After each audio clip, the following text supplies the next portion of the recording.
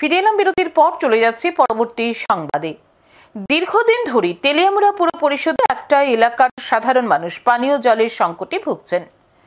এই সমস্যা নিরসনের জন্য খোয়াই নদীর চাকমা ঘাটকে ব্যবহার করে পাইপ লাইনের মাধ্যমে পুর পরিষদ এলাকার মানুষের কাছে পানীয় জল পৌঁছে দেওয়ার উদ্যোগ গ্রহণ করেছে।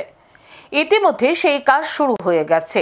মঙ্গলবার কাজের অগ্রগতি সরজমিনে খতিয়ে দেখতে যান এলাকার বিধায়িকা কল্যাণী সাহারায়।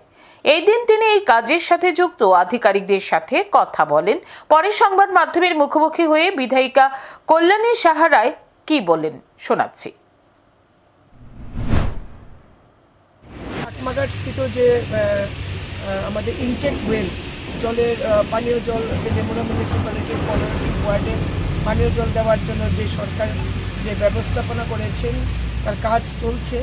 বাধা বিপত্তি অনেক আসছে, বন্যা হয়ে গেছে, তো বাধা বিপত্তি আসছে, তারপরেও কাজের অগ্রগতি দেখার জন্য আজকে আমরা সবাই একটা টিমে বেরিয়েছি।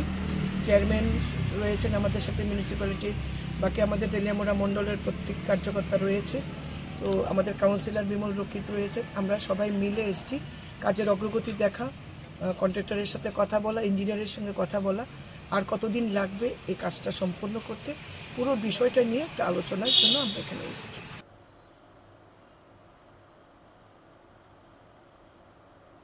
6 থেকে 7 মাসের মধ্যে শেষ হয়ে যাবে এই নির্মাণ কাজ।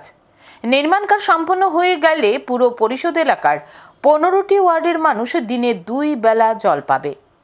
এখন সময় বিরতির, রয়েছে আরো খবর, সঙ্গে থাকুন।